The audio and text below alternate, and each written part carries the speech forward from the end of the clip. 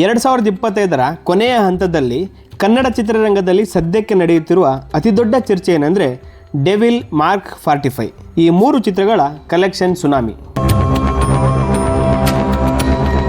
ನಮ್ಮ ಸ್ಯಾಂಡಲ್ವುಡ್ನ ಈ 3 ಚಿತ್ರಗಳ ಮೇಲೆ ಮೊದಲಿಂದಾನೂ ತುಂಬಾ ನಿರೀಕ್ಷೆ ಇತ್ತು. ನಿಮ್ಮೆಲ್ಲರ ನಿರೀಕ್ಷೆಯಂತೆ ಈ 3 ಚಿತ್ರಗಳು ಒಂದು ಮಟ್ಟಿಗೆ ಖುಷಿ ನೀಡಿದ್ವು ಅಂದರೆ ತಪ್ಪಾಗಲಿಕ್ಕಿಲ್ಲ. ಅದರ ಜೊತೆಗೆ ಮೊದಲ 3 ದಿನಗಳಲ್ಲಿ ಈ ಸಿನಿಮಾಗಳು ದಾಖಲಿಸಿರುವ ಕಲೆಕ್ಷನ್ ನಂಬರ್ಸ್ ನಿಜಕ್ಕೂ ಅಚ್ಚರಿಗೊಳಿಸುತ್ತದೆ. ಹಾಗಾದರೆ ಬನ್ನಿ, ಪ್ರೇಕ್ಷಕರನ್ನು ಸೆಳೆದ ಈ ಸಿನಿಮಾಗಳ ಕಲೆಕ್ಷನ್ ರಿಪೋರ್ಟ್ನ ಸಂಪೂರ್ಣ ಮಾಹಿತಿ ಇಲ್ಲಿದೆ. ಈ ಎಲ್ಲ ಮೂವಿಗಳ ಕಲೆಕ್ಷನ್ ನೋಡೋಕ್ಕೂ ಮುಂಚೆ ಇವುಗಳ ಬಜೆಟ್ ಎಷ್ಟಂತ ನೋಡೋದಾದರೆ, ಡೆವಿಲ್ ಮೂವಿ ಬಜೆಟ್ 20 ರಿಂದ 25 ಕೋಟಿ, ಮಾರ್ಕ್ ಮೂವಿ 40 ಕೋಟಿ, 45 ಮೂವಿ 80 ಕೋಟಿ. ಈ 3 ಮೂವಿಗಳಿಗೆ ಇಷ್ಟು ಬಜೆಟ್ ಇಟ್ಟಿದ್ದಾರೆ. ಈಗ ಎಲ್ಲ ಮೂವಿಗಳ ಮೊದಲ ದಿನದ ಕಲೆಕ್ಷನ್ ನೋಡೋದಾದರೆ, ಡೆವಿಲ್ ಮೂವಿ ಮೊದಲ ದಿನ 10 ರಿಂದ 13 ಕೋಟಿ ಕಲೆಕ್ಷನ್ ಮಾಡಿದೆ. ಮಾರ್ಕ್ ಮೂವಿ 8.5 ರಿಂದ 9 ಕೋಟಿ, 45 ಮೂವಿ 6.5 ರಿಂದ 7 ಕೋಟಿ ಕಲೆಕ್ಷನ್ ಮಾಡಿದೆ. ಇವಿಷ್ಟು ಈ 3 ಮೂವಿಗಳ ಫಸ್ಟ್ ಡೇ ಕಲೆಕ್ಷನ್. ಆದರೆ second day collection devil movie 3.5 ರಿಂದ 4 ಕೋಟಿ, ಮಾರ್ಕ್ ಮೂವಿ 3.2 ರಿಂದ 3.5 ಕೋಟಿ, 45 ಮೂವಿ 2 ಕೋಟಿಯಿಂದ 2.5 ಕೋಟಿ.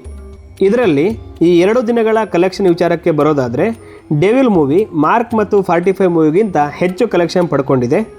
ಇಲ್ಲಿ ಡೆವಿಲ್ ಮೂವಿ ಮಾರ್ಕ್ ಮತ್ತು 45 ಮೂವಿಗಿಂತ ಒಂದು ಕೈ ಮೇಲ್ ಅಂತ ಹೇಳ್ಬೋದು. ಯಾಕಂದರೆ 45 ಮೂವಿಲಿ 3 ಜನ ಆ್ಯಕ್ಟಿಂಗ್ ಮಾಡಿದ್ದಾರೆ, ಆದರೂ ಇದ್ರ ಕಲೆಕ್ಷನ್ ಡೆವಿಲ್ ಮೂವಿಗಿಂತ ಕಡಿಮೆ ಇದೆ. ಹಾಗೆಯೇ ಮಾರ್ಕ್ ಮೂವಿ ವಿಚಾರಕ್ಕೆ ಬರೋದಾದರೆ, ಮಾರ್ಕ್ ಮೂವಿ ಬಜೆಟು 40 ಕೋಟಿ, ಡೆವಿಲ್ ಬಜೆಟ್ಗಿಂತ ಜಾಸ್ತಿ ಇದ್ರೂ ಇದ್ರ ಕಲೆಕ್ಷನ್ ಡೆವಿಲ್ಗಿಂತ ಕಡಿಮೆ ಇದೆ. ಇಲ್ಲಿ ಡೆವಿಲ್ ಮೂವಿ ಬಜೆಟ್ 20 ಕೋಟಿ, ಆದರೆ ಡೆವಿಲ್ ಕಲೆಕ್ಷನ್ ಒಂದು ವಾರಕ್ಕೆ 40 ಕೋಟಿ. ಅಂದರೆ ಕಲೆಕ್ಷನ್ ವಿಚಾರದಲ್ಲಿ ಬಜೆಟ್ನ ಡಬಲ್ ಮಾಡ್ಕೊಂಡಿದೆ ಅಂತಲೇ ಹೇಳ್ಬೋದು.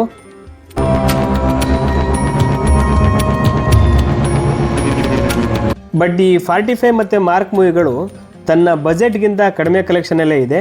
ಯಾಕಂದರೆ ಇದು ರಿಲೀಸ್ ಆಗಿ 3 ರಿಂದ 4 ದಿನ ಆಗಿರೋದ್ರಿಂದ ಈಗಲೇ ಯಾವುದೇ ರೀತಿಯ ಲೆಕ್ಕಾಚಾರ ನಮ್ಗೆ ಈಗಲೇ ಸಿಗಲ್ಲ. ಇನ್ನು 3-4 ದಿನದಲ್ಲಿ ಇವು ಕಲೆಕ್ಷನ್ ಎಷ್ಟು ಮಾಡಿದೆ, ತನ್ನ ಬಜೆಟ್ಗಿಂತ ಜಾಸ್ತಿ ಕಲೆಕ್ಷನ್ ಮಾಡಿದೆಯಲ್ಲ ಅಂತ ಗೊತ್ತಾಗ್ತಾ ಹೋಗುತ್ತೆ. ಏನೇ ಆಗಲಿ, ಈ 3 ದೊಡ್ಡ ಸ್ಟಾರ್ಗಳ ಸಿನಿಮಾಗಳು 2025ರ ಈ ವರ್ಷದ ಕೊನೆಯಲ್ಲಿ ಒಂದೊಳ್ಳೆ ಎಂಟರ್ಟೈನ್ಮೆಂಟ್ ಕೊಟ್ಟು ಸಿನಿ ಪ್ರೇಕ್ಷಕರಿಗೆ ರಸದೌತಣ ನೀಡಿದ್ದು ಅಂದರೆ ತಪ್ಪಾಗಲಿಕ್ಕಿಲ್ಲ. ಆದರೆ ಈ ಎಲ್ಲ ಮೂವಿಗಳಿಗೆ ತಕ್ಕ ಮಟ್ಟಿಗೆ ಲಾಸ್ ಆಯಿತು. ಹೆಂಗಂದರೆ, ಡೆವಿಲ್ ಮೂವಿ ರಿಲೀಸ್ ಟೈಮಲ್ಲಿ ದರ್ಶನ್ ಅವರು ಇರಲಿಲ್ಲ, ಹಾಗಾಗಿ ಆ ಮೂವಿಗೆ ಸ್ವಲ್ಪ ಹಿನ್ನಡೆ ಆಯಿತು. ಅದ್ರ ಜೊತೆಗೆ ಮಾರ್ಕ್ ಮೂವಿಗೆ ಸುದೀಪ್ ಅವರು ಬೇಡದೇ ಇರೋ ಕಾಮೆಂಟ್ ಕೊಡೋಕೆ ಹೋಗಿ ಆ ಮೂವಿಗೆ ಕೆಲವೊಬ್ಬರು ಅಭಿಮಾನಿಗಳು ನೋಡದೆ, ಅದಕ್ಕೆ ಸ್ವಲ್ಪ ಮಟ್ಟಿಗೆ ಲಾಸ್ ಆಯಿತು. ಇನ್ನು 45 ಮೂವಿ ವಿಚಾರಕ್ಕೆ ಬರೋದಾದರೆ, ಈ ಮೂವಿಲಿ ಗ್ರಾಫಿಕ್ಸ್ ಸರಿ ಮಾಡಿಲ್ಲ ಅನ್ನೋ ಕಾರಣಕ್ಕೆ ಪ್ರೇಕ್ಷಕರು ಥಿಯೇಟರ್ಗಳ ಕಡೆ ಮುಖ ಮಾಡೋದು ಕಡಿಮೆ ಆಯಿತು. ನಾವು ತಿಳ್ಕೊಬೇಕಿರೋದೇನೆಂದರೆ, ಮೂವಿ ಚೆನ್ನಾಗಿದ್ದರೆ ಜನ ಮೂವಿಗೆ ಹೋಗ್ತಾರೆ, ನೋಡ್ತಾರೆ. ಚೆನ್ನಾಗಿಲ್ಲ ಅಂದರೆ ಕಲೆಕ್ಷನ್ನು ಕಡಿಮೆ ಆಗುತ್ತೆ, ಪ್ರೇಕ್ಷಕರು ಕಡಿಮೆ ಆಗ್ತಾರೆ. ಹಾಗಾಗಿ ಈ ಕಲೆಕ್ಷನ್ ವಿಚಾರನ ಅಷ್ಟೊಂದು ತಲೆಗೆ ತಗೋಬೇಡ್ರಿ. ಏನೇ ಆಗಲಿ, ಈ ಮೂವಿಗಳಲ್ಲಿ ಯಾವ ಮೂವಿ ನಿಮಗೆ ಇಷ್ಟ ಆಯಿತು, ಈ ವರ್ಷದಲ್ಲಿ ನೀವು ನೋಡಿದಂಥ ಬೆಸ್ಟ್ ಮೂವಿ ಯಾವುದಂತ ಕಮೆಂಟ್ ಬಾಕ್ಸಲ್ಲಿ ಕಮೆಂಟ್ ಮಾಡಿ. ಹಾಗೆಯೇ ಈ ವಿಡಿಯೋ ಇಷ್ಟ ಆಗಿದರೆ ಲೈಕ್ ಮಾಡಿ, ಶೇರ್ ಮಾಡಿ, ಕಮೆಂಟ್ ಮಾಡಿ, ಹಾಗೆಯೇ ಸಬ್ಸ್ಕ್ರೈಬ್ ಮಾಡ್ಕೊಳ್ಳಿ.